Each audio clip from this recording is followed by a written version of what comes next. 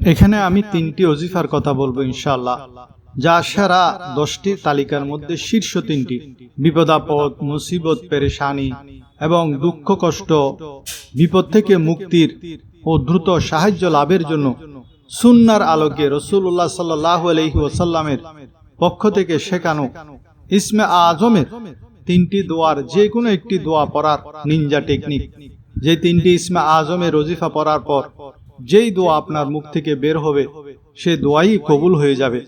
আপনি আল্লাহর কাছে যাই চাইবেন আল্লাহ দ্রুত তা দান করবেন। 3টি ইসমে আজমের দোয়াসমূহ আলোচনার আগে 10টি সহজ বাক্য প্রত্যেকের জন্য অত্যন্ত জরুরি। প্রথমে সেই জরুরি 10টি কলমা বা বাক্য নোট করে নিন, তারপর শীর্ষ 3টি দোয়ার জিকির করব ইনশাআল্লাহ। বর্তমান সময়ে আমরা প্রায় নানা কারণে দুশ্চিন্তাগ্রস্ত থাকি এবং প্রতিকার খুঁজি। হাদিস ও আলেমদের বর্ণনা অনুযায়ী এমন 10টি কলমা রয়েছে যা নিয়মিত পাঠ করলে আল্লাহ তাআলা দুনিয়া এবং আখিরাতের সব সংকটে বান্দার জন্য যথেষ্ট হয়ে যান। এর মধ্যে 5টি বাক্য দুনিয়ার কল্যাণের জন্য এবং 5টি বাক্য আখিরাতের কঠিন সময়ের জন্য। দুনিয়ার জীবনের জন্য 5টি বাক্য হলো: নাম্বার 1, হাসবি আল্লাহু লিদীনি। হাসবি আল্লাহু লিদীনি অর্থাৎ আমার দ্বীনের, ঈমান ও আমলের হেফাজতের জন্য আল্লাহই যথেষ্ট, যাতে কোনো পাপ বা ফিতনা আমাদের ঈমান নষ্ট করতে না পারে। নাম্বার 2, হাসবি আল্লাহু লিমা আহাম্মানি।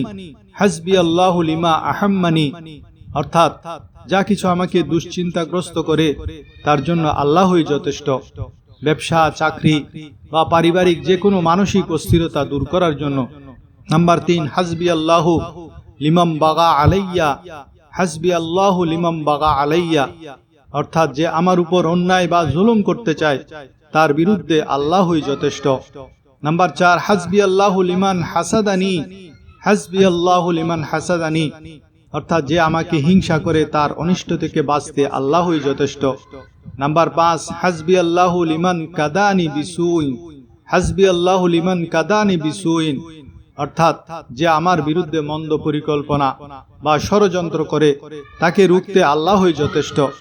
আখিরাতের জীবনের 5টি দোয়া হলো: হাসবি আল্লাহু ইনদাল মাউত। হাসবি আল্লাহু ইনদাল মাউত অর্থাৎ মৃত্যুর সেই কঠিন মুহূর্তের জন্য আল্লাহই যথেষ্ট। নাম্বার 7, হাসবি আল্লাহু ইনদাল মাসআলাতি ফিল কবর। হাসবি আল্লাহু ইনদাল মাসআলাতি ফিল কবর অর্থাৎ কবরের সওয়াল জবাবের কঠিন সময়ের জন্য আল্লাহই যথেষ্ট। নাম্বার 8, হাসবি আল্লাহু ইনদাল মিজান। হাসবি আল্লাহু ইনদাল মিজান অর্থাৎ হাসরের ময়দানে আমল মাপার পাল্লার নিকট আল্লাহই যথেষ্ট। নাম্বার 9, হাসবি আল্লাহু ইনদাস সিরাত। হাসবি আল্লাহু ইনদাস সিরাত পুলসিরাত পার হওয়ার কঠিন সময়ের জন্য আল্লাহই যথেষ্ট। নাম্বার 10, হাসবি আল্লাহু লা ইলাহা ইল্লাহু আলাইহি তাওয়াক্কালতু ওয়া হুয়া রাব্বুল আরশিল আযীম।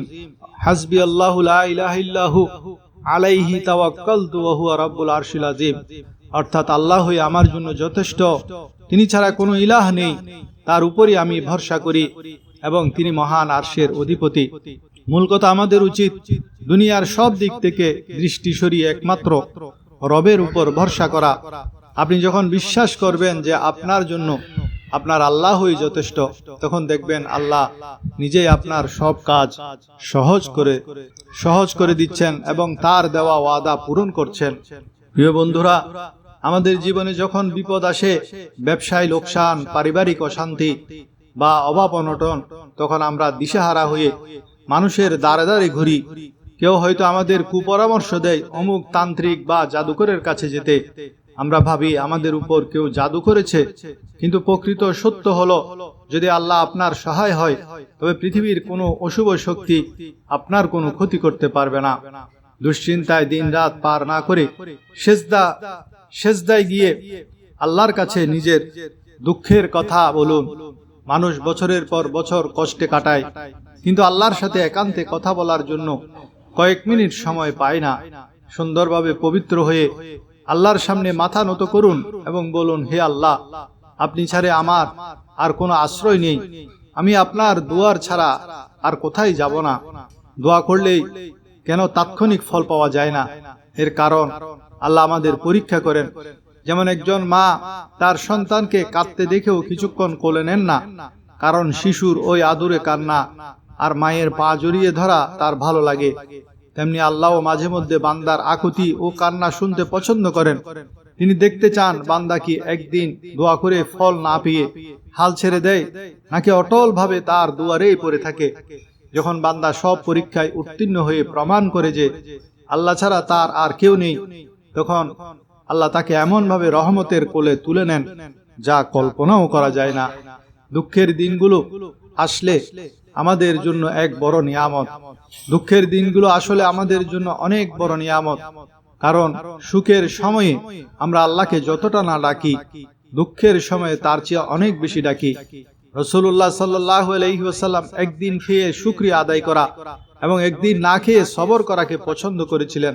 জীবনের প্রকৃত সৌন্দর্য শুধু সুখে নেই, বরং দুঃখের মাধ্যমে আল্লাহর সান্নিধ্য পাওয়ার মধ্যেও রয়েছে। বিপদ দেখে ঘাবড়াবেন না। মানুষের কাছে সাহায্য না চেয়ে সরাসরি মহাবিশ্বের মালিকের কাছে কান্না করুন। আপনার কান্না যদি তার পছন্দ হয়ে যায়, তবে আপনার জীবনের সব অন্ধকার কেটে যাবে। এখন জানার বিষয় হলো সেই দোয়াটা কিভাবে করবেন।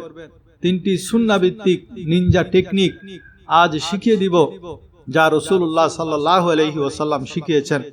প্রথম ওজিফাটি হলো লা ইলাহা ইল্লা আনতা সুবহানাকা ইন্নী কুনতু মিনাজ জালিমিন, অর্থাৎ তুমি ছাড়া কোনো সত্য মাবুদ নেই, তুমি অত্যন্ত পবিত্র, তুমি তো ভুল করতেই পারো না। নিশ্চয় আমি অপরাধী, আমি জুলুমকারী, আমি ভুলকারী। জামে তিরমিজিতে আন্তর্জাতিক মান অনুযায়ী 3505 নম্বর এবং মিশকাত শরীফের 2292 নম্বর হাদিস এটি। পবিত্র কোরআনের সূরা আম্বিয়ার 87 এবং 88 নম্বর আয়াতে আমরা এটি পড়েছি। রাসূলুল্লাহ সাল্লাল্লাহু আলাইহি ওয়াসাল্লাম ইরশাদ করেছেন যে ইউনুস আলাইহিস সালাম মাছের পেটে থাকাকালীন এই শব্দগুলোর মাধ্যমে তার রবকে ডেকেছিলেন। রাসূলুল্লাহ সাল্লাল্লাহু আলাইহি ওয়াসাল্লাম আরো ফরমান, যে ব্যক্তি নিজের যে কোনো সমস্যায় বা যে কোনো পেরেশানিতে এই দোয়ার মাধ্যমে আল্লাহর দিকে ধাবিত হয়, আল্লাহ তাআলা অবশ্যই তার দোয়া কবুল করেন। এটি কত বড় ফতোয়া আমার ভাইরা! সূরা সাফফাতের 143 এবং 144 নম্বর আয়াত অনুযায়ী যদি তিনি ইউনুস আলাইহিস সালামের এই শব্দগুলোর মাধ্যমে তাসবিহ পাঠ না করতেন, তবে কিয়ামত পর্যন্ত তাকে মাছের পেটেই থাকতে হতো, মাছের পেটই হতো তার কবর। এই দোয়ার বরকতে সেই বিপদ দূর হয়েছে। একে সাধারণ মনে করবেন না, এটি সর্বোত্তম দোয়া এবং তওবা করার শ্রেষ্ঠ উপায়। এতে আল্লাহর গুণগান করা হয়েছে। তিনি ইউনুস আলাইহিস সালাম আল্লাহর একটি বিশেষ গুণকে ওসিলা বানিয়েছেন। দোয়াটি হলো লা ইলাহা ইল্লা আনতা। প্রথমে তৌহিদকে সামনে আনা হয়েছে। সুবহানাকা, অর্থাৎ আল্লাহ আপনি পবিত্র, আপনার কোনো ভুল হতে পারে না। এরপর নিজের অবস্থা, ইন্নী কুনতু মিনাজ জালিমিন, আমি তো মানুষ, আমিই ভুল করব, আপনার তো ভুল হতে পারে না, আমি ভুল করে ফেলেছি, তাই আপনি ক্ষমা করে দিন। এটি একটি অসাধারণ ইস্তেগফার। সহিহ বুখারী এবং মুসলিমে আছে, নামাজের শেষ বৈঠকে দরুদ শরীফের পর নিজের রবের কাছে যা ইচ্ছা তা চাওয়ার সময় এই দোয়াটি নিজের উপর লাজিম বা আবশ্যক করে নিন। দোয়া কবুল হওয়ার জন্য এটি রসায়নের ক্যাটালিস্টের মতো কাজ করে। দ্বিতীয় জিওয়া হলো রহমতের দোয়া। তিরমিজি শরীফের 3520 নম্বর হাদিসে এটি বর্ণিত হয়েছে।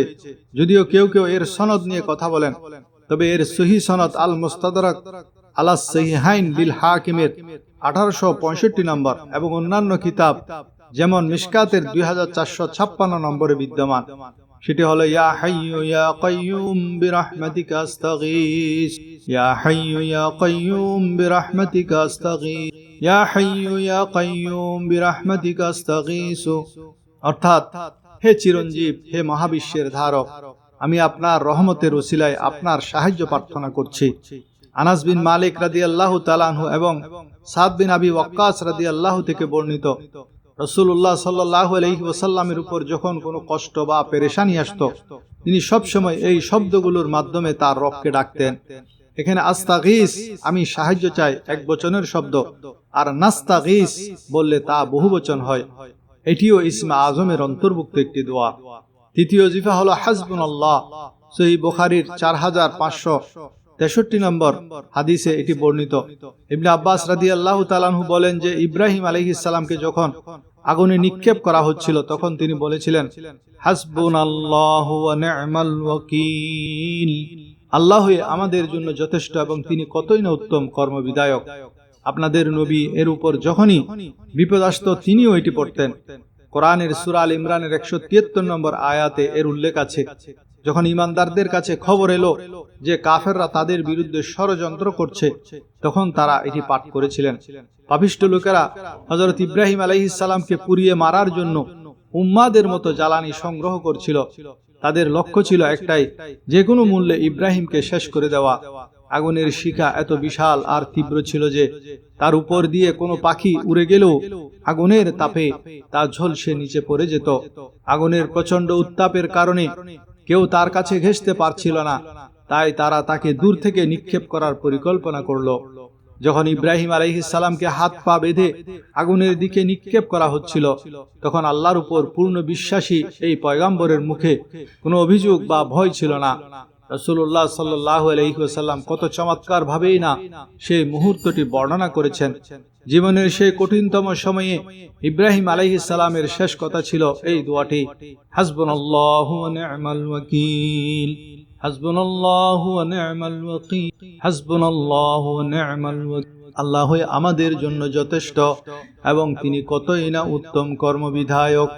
ওদিকে যখনই তাকে আগুনের মধ্যে ফেলা হলো, আল্লাহ তাআলার পক্ষ থেকে কুদরতি হুকুম নেমে এলো। আগুন কিভাবে নিভবে বা তাপ কিভাবে কমবে তা নিয়ে ইব্রাহিম আলাইহিস সালামের কোনো দুশ্চিন্তা ছিল না, কারণ তিনি তার রবের উপর ভরসা করেছিলেন। তখন পরাক্রমশালী আল্লাহ আগুনকে নির্দেশ দিলেন, ইয়া নারু কুনি বারদাও ওয়া সালামান আলা ইব্রাহিম। হে আগুন, তুমি ইব্রাহিমের জন্য শীতল ও নিরাপদ হয়ে যাও।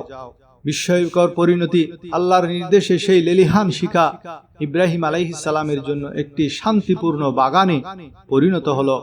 আগুনের শিখা তার শরীরের একটি পশমও স্পর্শ করতে পারেনি, বরং তার হাত পায়ের বাঁধন বা রশিগুলো পুড়ে তাকে মুক্ত করে দিয়েছিল।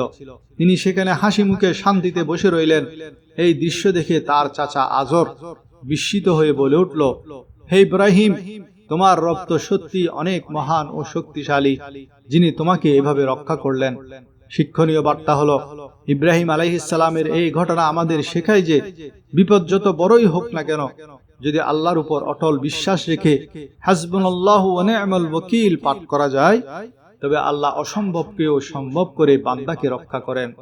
একটি জরুরি পরামর্শ হলো, আমার ভাইয়েরা, যে কোনো ওজিফার ফায়দা তখনই পাওয়া যায় যখন আপনি এর অর্থ বুঝবেন, এর মর্মার্থ জানবেন। তাই আমার ব্যক্তিগত পরামর্শ হলো, যখনই কোনো ওজিফা পড়বেন, অন্তত একবার নিজের মাতৃভাষায় এর অর্থটি মনে মনে পুনরাবৃত্তি করবেন। যেমন আপনি বলবেন, হাসবুনাল্লাহু ওয়া নি'মাল ওয়াকিল, আমি আল্লাহর উপর ভরসা করলাম এবং তিনি আমার জন্য যথেষ্ট।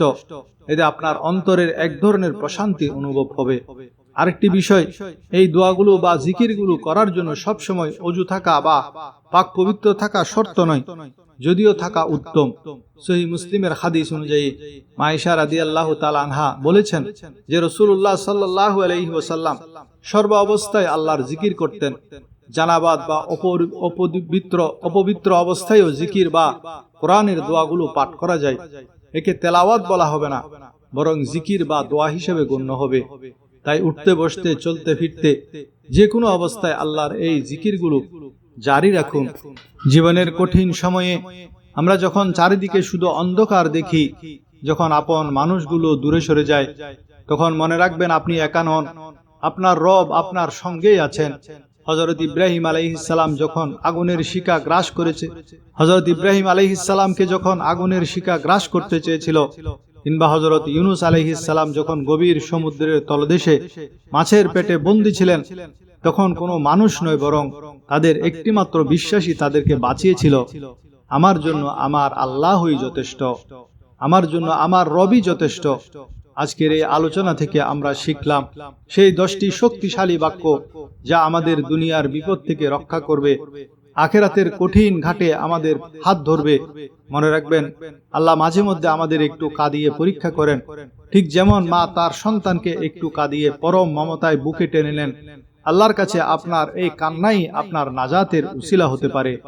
আপনার আজকের একটি শেয়ার হয়তো কোনো এক দিশাহারা মানুষের মনে আশার আলো জ্বালিয়ে দিতে পারে। হয়তো কেউ আজ খুব বিপদে আছে, আর আপনার মাধ্যমে পাওয়া এই দোয়াটি তার জীবন বদলে দেবে।